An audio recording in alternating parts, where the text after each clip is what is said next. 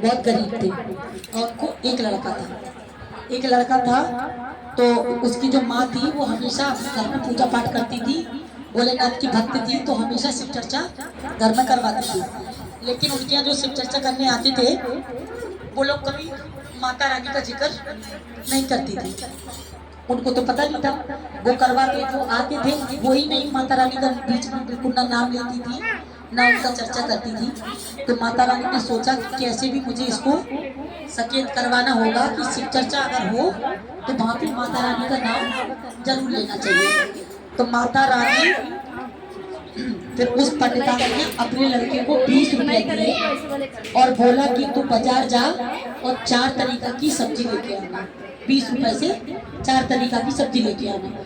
लड़का घर से चला बाजार के लिए सब्जी लेने, तो रास्ते में उसको एक बूढ़ी अम्मा मिली और वो बूढ़ी अम्मा साक्षात दुर्गे माता थी। दुर्गे माता थी।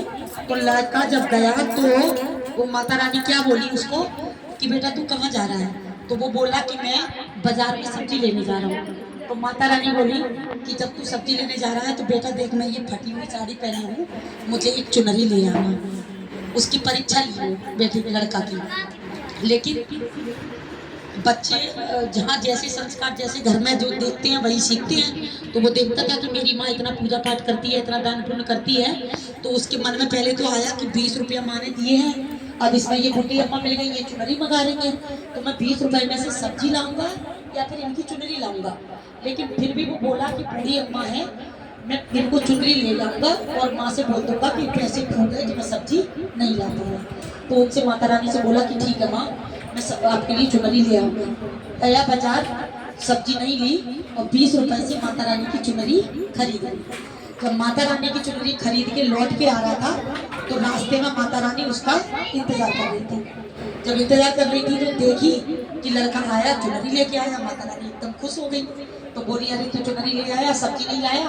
तो बोला कि सब्जी में बाद में ले लूंगा मैं आपको, लेकिन उनसे ये नहीं बोला कि मेरे पास पैसे नहीं बचे। तो फिर माता रानी बोली कि ठीक है अब तू लाया है तो अपने हाथों से मुझे उड़ा दे।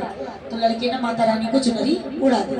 वो इतनी खुश हो गई और उनको पता था कि इसके पास पैसा नहीं बचा है, तो उनने फिर ऐसे मुट्ठी बांध के उसकी जेब में किया तो उसकी जेब पूरी पैसों से भर गई। जब भर गई तो फिर उसको बोली कि ठीक है अब तू जा बेटा, सब्जी लेके जाना घर पे और अपनी माँ से एक बात कह देना कि घर में जब भी शिव चर्चा करवाए तो माता रानी का कलश भी बिठाए और माता रानी का आवाहन करे चौकी पे भी कि माता रानी भोलेनाथ साथ में आओ, और माता रानी की एक चर्चा भी बीच में जरूर कहानी होनी चाहिए और उनका भजन कीर्तन भी माता रानी का जरूर होना चाहिए कि भोलेनाथ तो पार्वती माता को बुलाया है, जहाँ दुर्गे माँ है वहाँ भोलेनाथ अपने आप आ जाए। तो बोली कि कोई माँ जो करवाती है कभी बीच में माता रानी का नाम नहीं लेती है, उसको बोलना कि अब जब भी शिव चर्चा करवाए तो माता रानी का नाम जरूर ले बीच में। तो लड़का बोला कि ठीक है कह दूंगा। अब वो जब अपने घर आया तो माँ को पूरी बात बता दिया कि ऐसे ऐसे मैं सब्जी लेने जाना था, तो एक बूढ़ी अम्मा मिली थी, उनने चुनरी मंगाई तो मैंने चुनरी ला के दी, उनने जेब में हाथ रखा तो मेरी जेब पैसे से भर गई। लेकिन ये कहना भूल गया कि उनने बोला है कि शिव चर्चा में माता का जिक्र करें, माता का कहानी बोले, ये कहना वो लड़का भूल गया। अब भूल गया, उसके बाद उसकी माँ 3 महीने बाद फिर शिव चर्चा रखी। तो शिव चर्चा रखी तो फिर वैसे ही पहले की तरह रखी जैसे हनुमान रखते थे, भगवान का, शिव गुरु का और भोलेनाथ का रखा, हार फूल चलाया, दिया जलाया, माता रानी के नाम से ना कलश बिठाया, ना माता रानी को चौकी पे बुलाया, ना माता रानी का जिक्र किस्सा कहानी बोला, ना माता रानी का भजन कीर्तन किया। माता रानी गुस्सा हो गई।